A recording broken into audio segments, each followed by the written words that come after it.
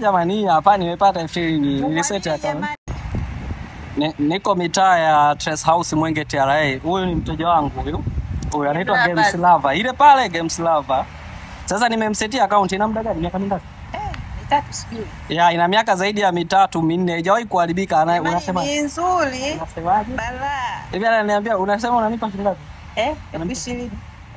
Ananipa ka 20,000. Nilikuwa napita tu mitaa hii. Ananipa ka 20,000 kwa sababu account yake haijawahi kuharibika. Wewe. Ndio ka 20,000 kweli?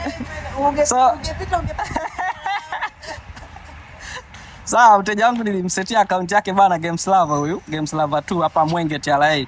So tulikuwa tumepotea njia, naenda kwa session yangu hapa mbele.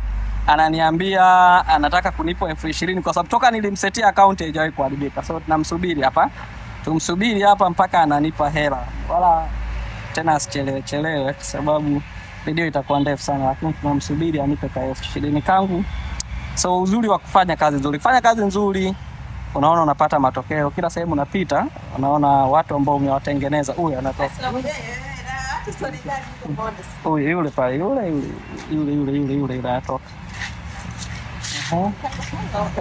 Jamani, hapa nimepata 20,000 niliseti account. Jamani, iko vizuri sana. Asante sana Games Lover. Asante sana kwa zawadi. Nashukuru. Kumbe bora nilikosea njia. Umeona, usingepata soda sasa hivi. Poa.